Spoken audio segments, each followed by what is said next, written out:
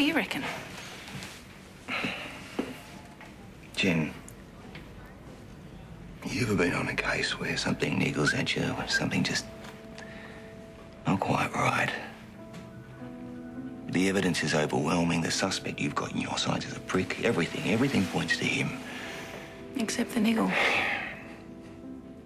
Yeah, that one tiny niggle. Bruce and I put someone away, and maybe there was a reason for that niggle, but I ignored it.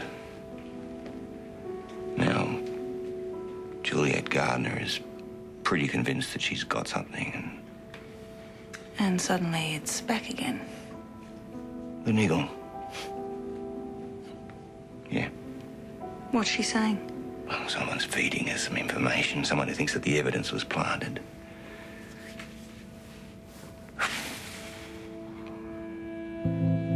Did I help put an innocent man in jail?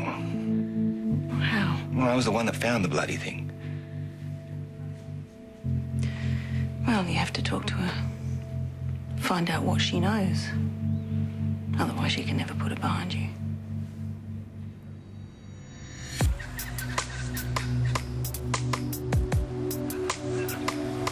I need to know what you know.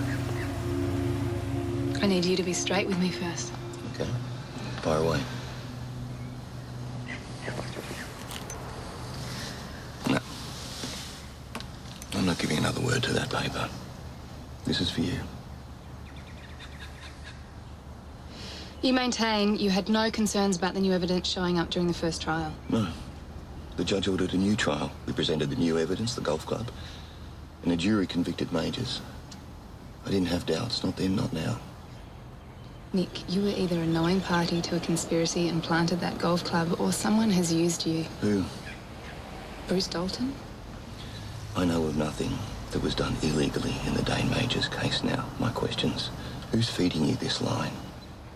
I don't know. You don't know?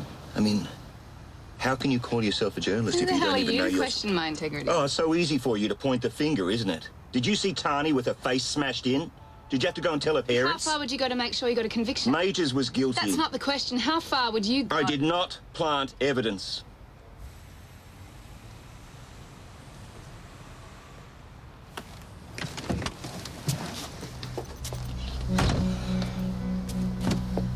I'll give you a heads up before we go to press so you have a chance to tell your side of things. Don't bother. I don't need to see you again.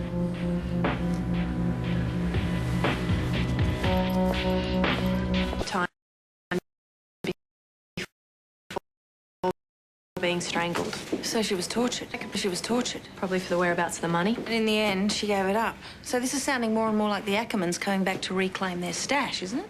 Yeah, Jen's right. As for our other suspects, Tom Anstey's loaded, so he doesn't need the money. And Drew Preston, the husband, if his motive really is anger at Rebecca running away, then the torture doesn't really fit with him either. So go back to the Ackermans, put it to them. Is today Saturday or Wednesday? No! Rules! No rules! You in my house! In our bed! She is my wife, Tom! Mine! I want this man off my property! I'm going on in a problem! I'm trying to get my car! Calm down! He's shagging her in my bed! Oh, well, somebody had to! Hey, settle down! Settle down, Mr. Ackerman! Okay, what's going on here? Tom and I are leaving together. What? Mrs. Ackerman, why don't you go inside and get Mr. Anstey's clothes? Go on. What would the neighbours think? I will do that! All right, well... Well, it would seem 3 is a crowd. Oh, we didn't mean to fall in love, did we, Tom? When you find someone who actually appreciates you, I've packed my bags. We're going to Italy, and then wherever the wind takes us. Here they are, you cheap whore! You take your things and head off! And as for you fatuous wanker! What? You steal my wife, and you steal my money! You are under arrest. No! Don't take him away from me! Don't worry, Mrs. Ackerman, you're coming too.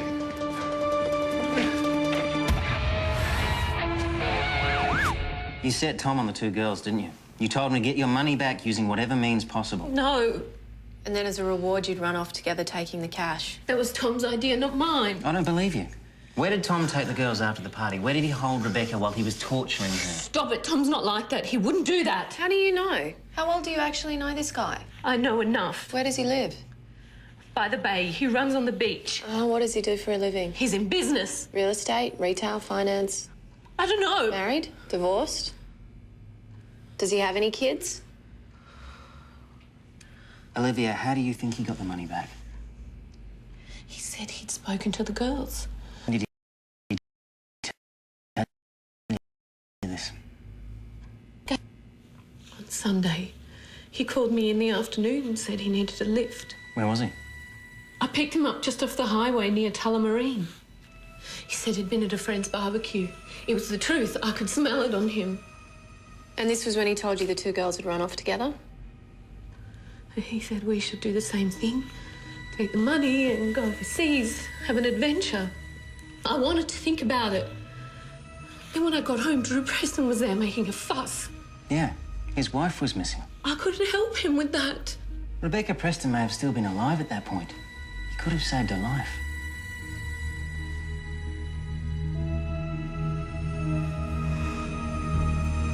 Olivia told you that Sophie had stolen the money so she and Rebecca could run away together.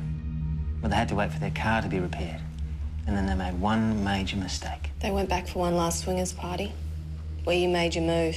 You charmed Sophie and Rebecca into coming back to your place for a threesome. And then while they were getting it on, you killed Sophie from behind. Probably with your own belt. Well, if you think that, then show me the proof. He's not finished. Rebecca refused to tell you where the money was. So you held on to her. You tortured her until she caved. Then you killed her and you dumped the body. We were meant to think she'd run off. Interesting. Why would I do all that? Greed. Money. Manipulation. Am I really that ordinary? What do you think? I think it was a thrill.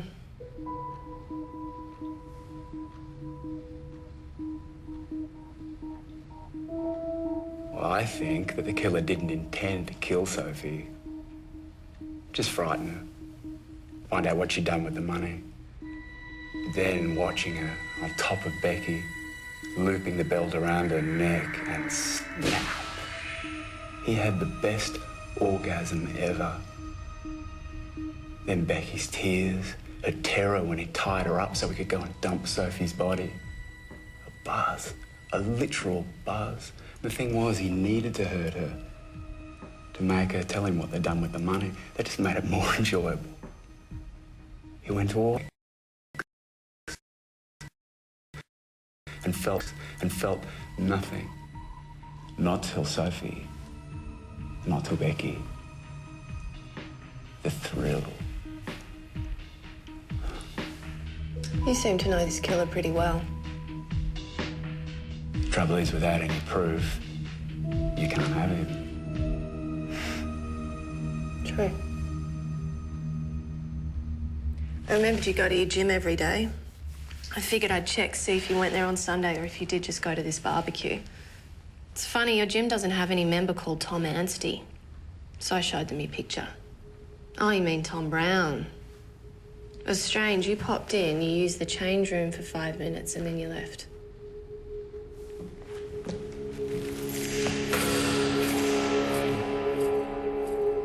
The keys to Sophie's car.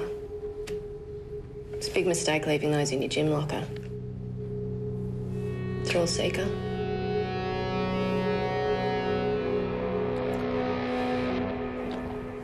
Olivia was going to be next, wasn't she? Once you felt it, you can't go back. Sophie, Becky, Olivia, those parties are just full of the most perfect victims. Out of their depth, taking risks. Some people just never know when their lives are in danger. Do they, detective?